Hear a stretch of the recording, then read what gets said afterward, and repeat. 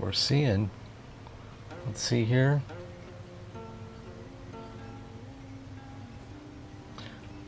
Well, I'm not sure if we're on live yet. Let's do this again. Okay. Yeah, I think we're live. Let's see. Okay, we're live. It's happening. Oh, all right. Thank you. Very nice. Very nice indeed. Second Life. Actually, it's difficult to do one of these live streams. I have to get in the mood. It's right now, it's what, 10:21 in the evening in Taipei, which would be morning in the States, early morning. And that's one of the interesting things about doing some broadcasts from Taiwan, since I'm from the States. It's that wonderful, it's not really a dichotomy, but it's like a dichotomy of time.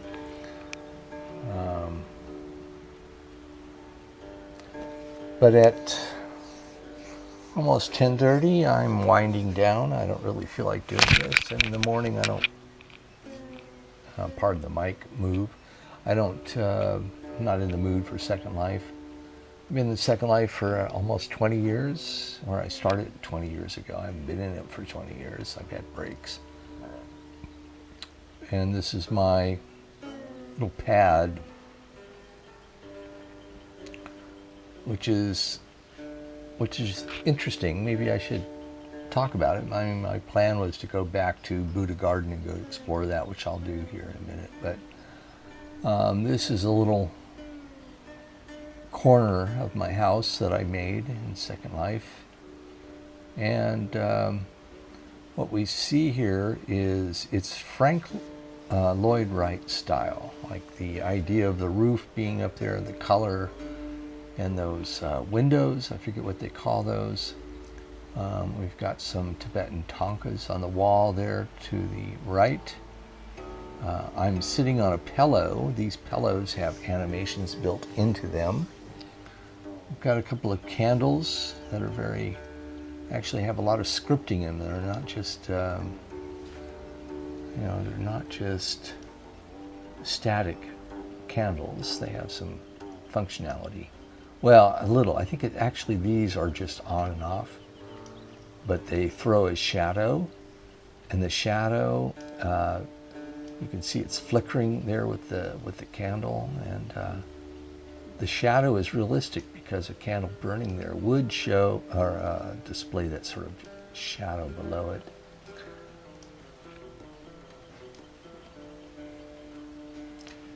This trifect, you could call it, is actually a card. I did a scan of a card I got from Self-Realization Fellowship. It's really a cool little thing. You can set up like a mini altar, It's trifold, so you fold and you bend the two ends in a little bit, which will make it be able to stand like a tripod. And you have your little altar, and you have the Om symbol here at the top, the Hindu Om. And we have these gurus, which this is from Self-Realization Fellowship, so these are their patriarchs, you might say. We have Lahiri Mahasaya, we have Babaji, we have Jesus, who they call Joshua Ben Joseph, which is very interesting, Krishna, Paramahansa Yoganandaji, and his guru, Sri Yukteswar. Now, I'm not a practitioner of Self-Realization Fellowship, although I admire and have studied Paramahansa's teachings, which are the basis of the Self-Realization Fellowship. I just think it's cool. These are guys that are, they're truth seekers. And I like to think of myself as like them, We're all trying to Well, I think a lot of us are trying to find some meaning to life. I know that I met one person one time who said that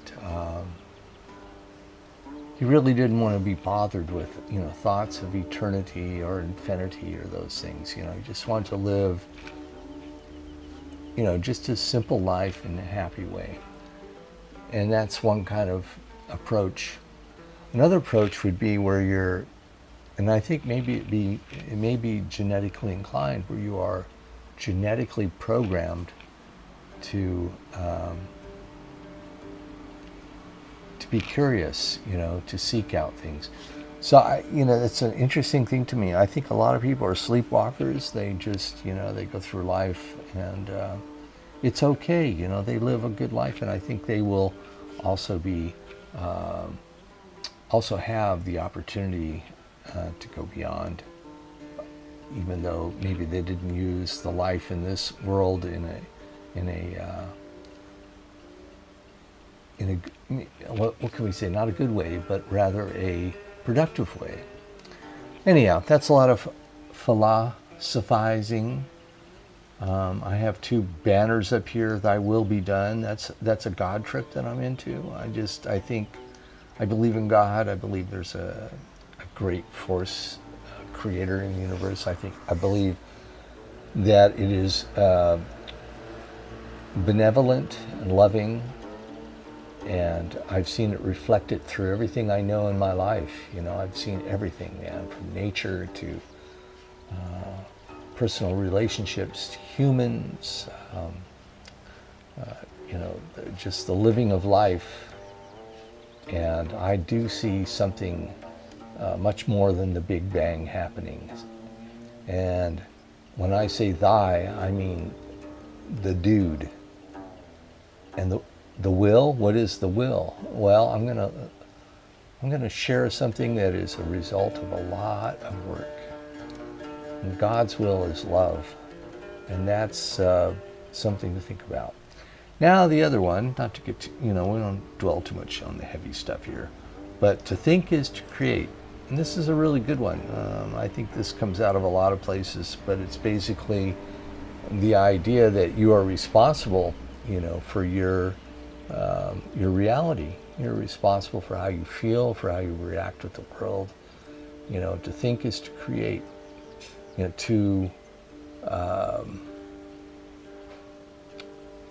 What is thinking? It's thought. To have a thought. And you can have any kind of thought. You have a good thought, bad thought, creative thought, non-creative thought, millions of thoughts. But as you think, and everybody thinks, you are creating.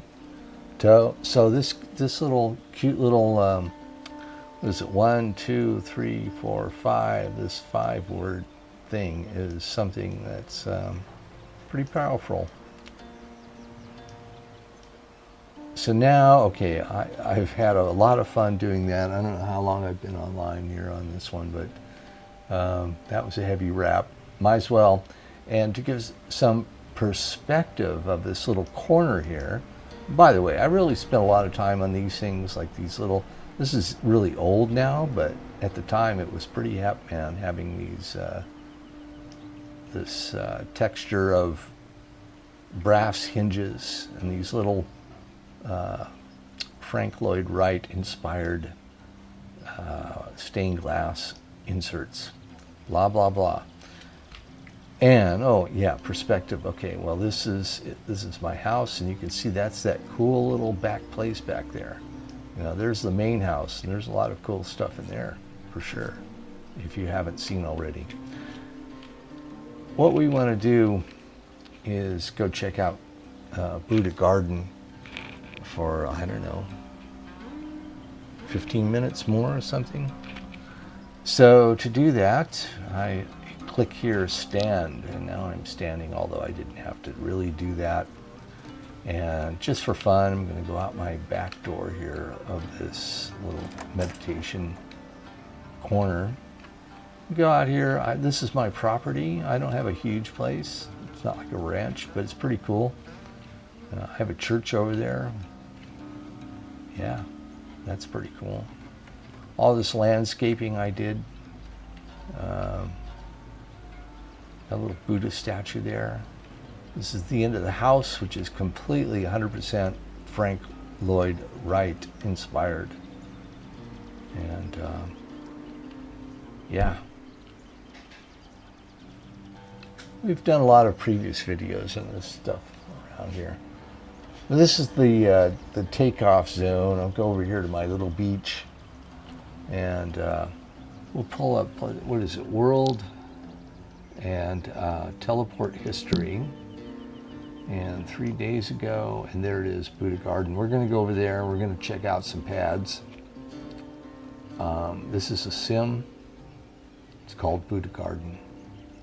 Ahimsa, that's the name of the sim, actually. Cool. When I click on this, I will be teleported over there, and then we can explore from there. We've already explored quite a bit of it, most of the main parts, but now I want to go into some of the smaller bits.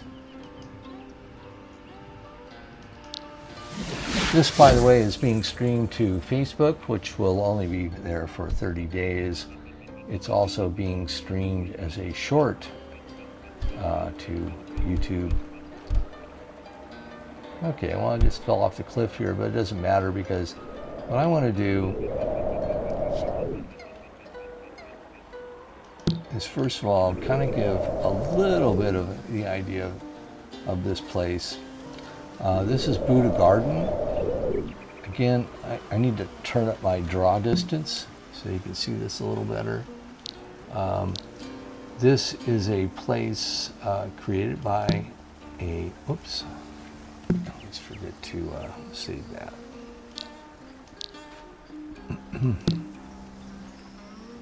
This is a place created by some user in Second Life. You know, we've looked at this tower here. We've looked at this building inside of this, which has some samurai stuff. We checked out this dragon fountain. We looked at this fountain of Buddhas down here. Of course, it's called Buddha Garden, so that's to be expected. I believe we have checked out this tower as well, but what we haven't really checked out is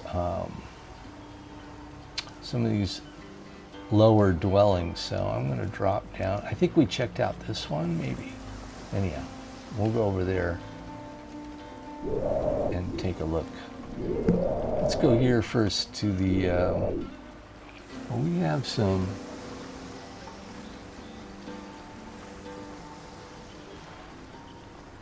okay, I'm reading this message here. Okay, so you can live here if you want. Shared environment. Okay, it says shared environment. What's that?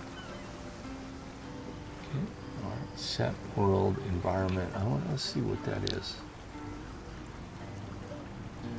Let's go for use shared environment. Oh, they like that. Well, I don't like that. Yeah, I don't want it nighttime. So what do we do here? Go to environment, and we'll do midday for right now. That's all right. And we'll drop down here. Again, I don't have a gaming machine, and so I'm not operating at 10 frames per second, which is like, the big gamers are at 100. So pretty primitive. If you have a really good game setup on your computer, Second Life is amazing. It's still amazing to me. All right, we have been here before.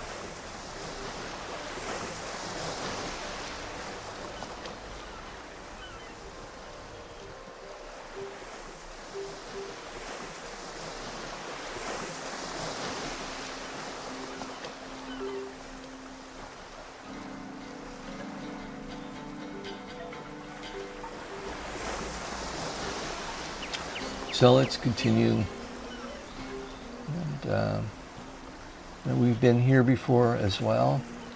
There's a place up there I don't think I really looked at. Yeah, okay, that's nice. That's great. There's places like that all over Taiwan, little pagodas and parks. That's great.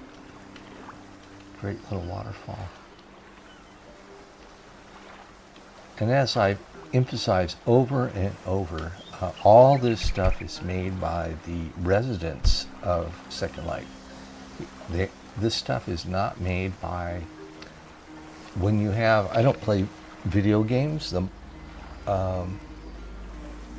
modern ones, like Warcraft, things like that. But all that stuff, all that environment, everything, the characters, everything is kind of made by the game developers, that's fine. Nothing wrong with that.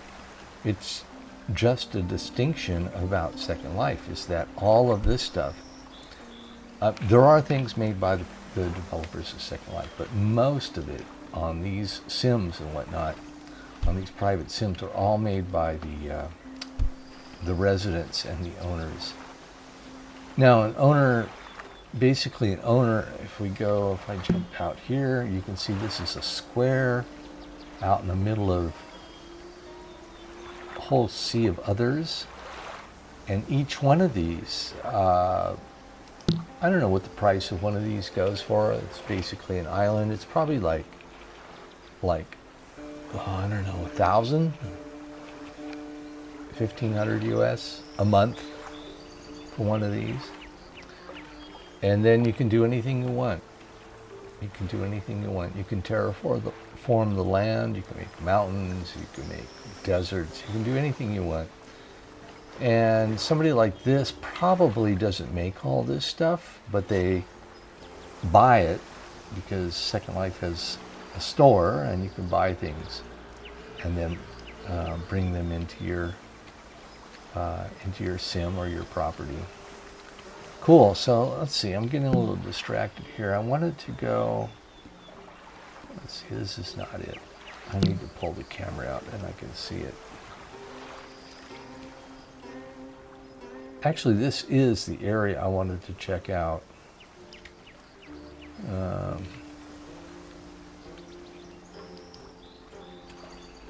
All right. Yeah. Actually, this is it.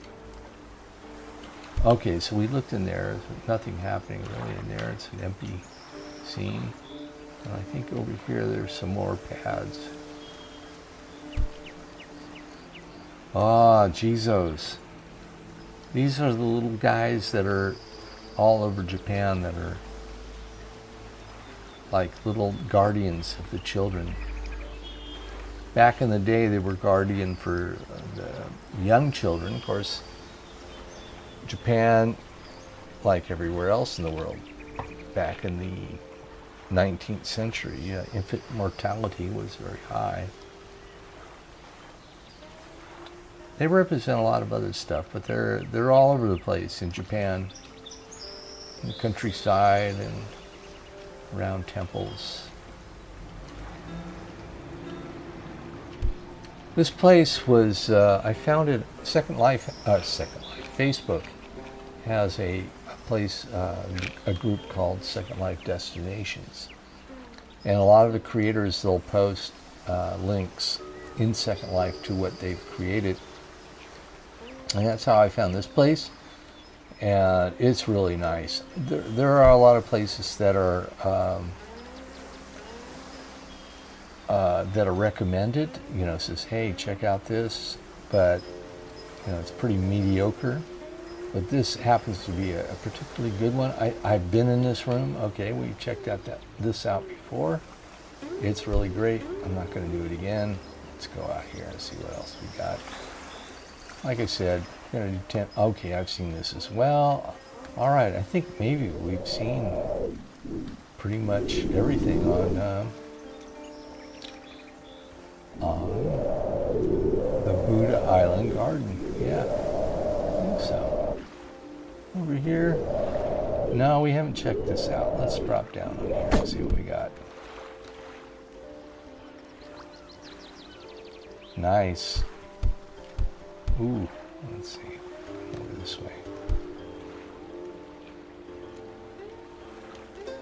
Yeah.